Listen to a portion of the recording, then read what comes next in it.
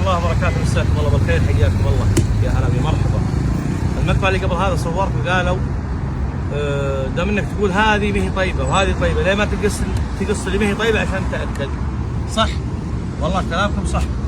الحين عندنا جحتين، هذه فيها مسمار وطعمها حلو، يعني من هنا وورا زينه، ما تنفع اني اقول والله اعطيها الزبون يطش نصها ولا كذا، لا، فبقصها عرض. وهذه شكلها احلى من برا، شوفونها متساويه ويا حالاتها، اللي يشوفها ياخذها على طول والله ما يقول شيء.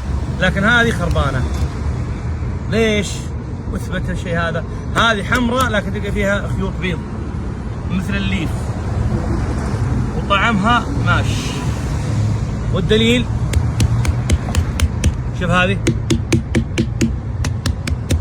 نبي نقصها بالنص بس مصداقيه للكلام، والحين احنا ماكلينها وتشوفونها. يوم اقول لكم تلقى فيها مثل الليف، يعني خيوط بيض مثل الليف جاي فيها. شوف هنا، تشوفونها؟ شوف هنا، هذا هو الخيوط البيض هذه تدل ان الجحه ماش تعبانه. نبي نقص لكم ذي عرض، هذه طيبه مع ان فيها مسمار بس طيبه.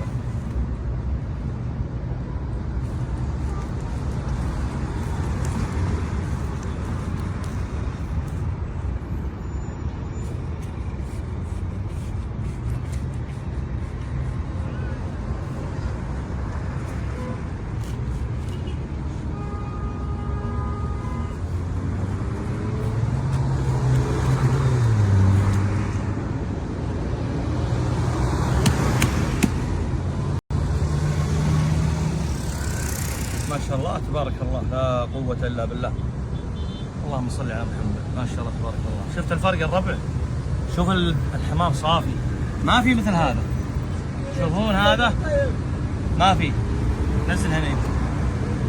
شوفون هذا، شوف يوم اضغطها شلون لينة، شوف هذه يوم اضغطها قوة، ها اصبعي ما يدخل فيها. اما هذه لا، شوف ادنى شيء، شوفها.